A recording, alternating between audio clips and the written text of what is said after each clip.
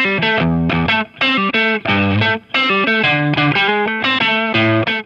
ahead.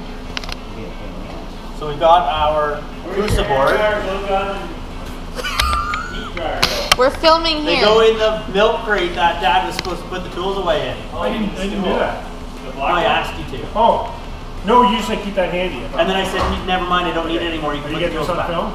So, we finished up shaping the Crucible board. It's exactly where we want it.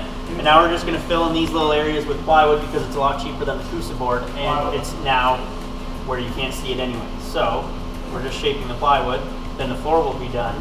And then we can start on probably the engine cover. So we've got most of the water lines run. You can see one, maybe you can't see. One comes off the pump, goes to our sand trap.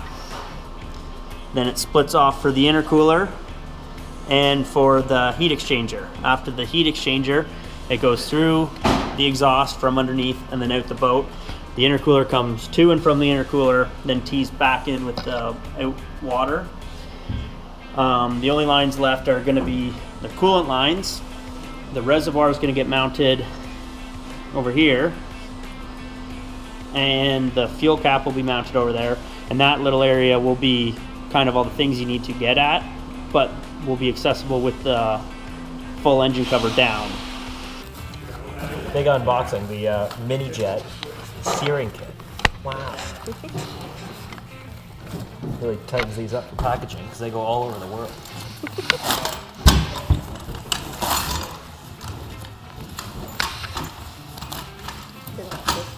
So look at that. Stainless hardware, nice industrial beer. Aluminum. Now let's put it together.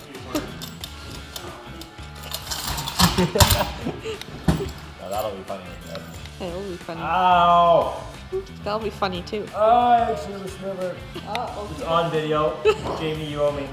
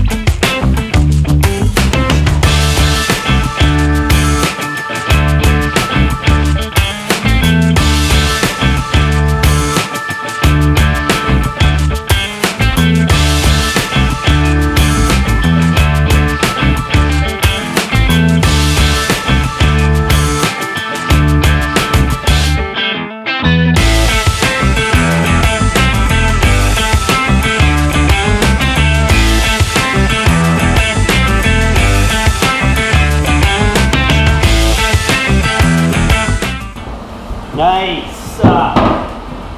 So I'm curious, why are you doing this? We're doing it like this to keep the structure of the entire thing. And then now we're going to pretty much carve the seats out of it. See how that works. So instead of trying to plan out the crazy geometry that is the rear seats, make a box and then put seats in it. Yeah. Yeah. Exactly. Now you're talking big cheese. Because you got to think, it seems like you're putting it together. It's going to be a big waste of material, but you're cutting up material like whether we did it on the Avenger or we're doing it here, so you might as well do it when it's square and shape and has structure. And then if we do it carefully, all the pieces that get cut out should, like the shape of the seat should now be the butt of the seat, and leave it done. That's our plan. Or we use another sheet. Yeah. So I've got the seats marked out. I center punched the corners. I'm going to put a little bit of a drill bit in, like I'll put a drill bit in there for a little bit of a round corner. So I'm going to cut it with the angle grinder. It released nice, and then yeah, I added an inch at the back. If you can see the marker lines, added an inch at the back because I figured by the time the seat's in there, it will actually be slightly tilted. So if it's an inch up at the front, it'll be about an inch back at the back, so we want room for that. So I'm just gonna drill the corners so they make a nice cut, and then I'll cut those out. So I'm just working on the bottom portion of the seat here. I have tabs at a 45-degree angle welded up there, so I'm just welding that, and then it'll go to the engine cover itself, and we'll start building the kind of shape of the seat.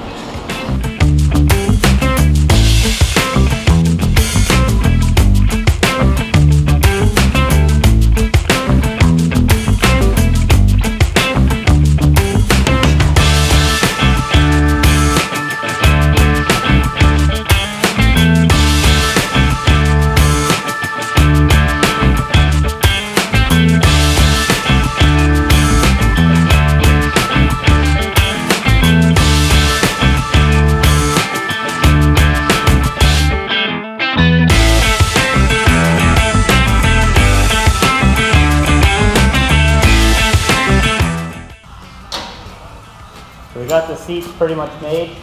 It's all just a bunch of panels that'll get welded together, but all said and done, it'll be 2 back seats. And this top part will be the lid, so we'll have storage in here. This will be the front camper, cup holders. So we're getting close now. So we've got all the pieces tacked in here. So now it's time to weld it all up. It's coming together pretty nice. We test fitted in the boat last night and Jackson sat in it and it was perfect.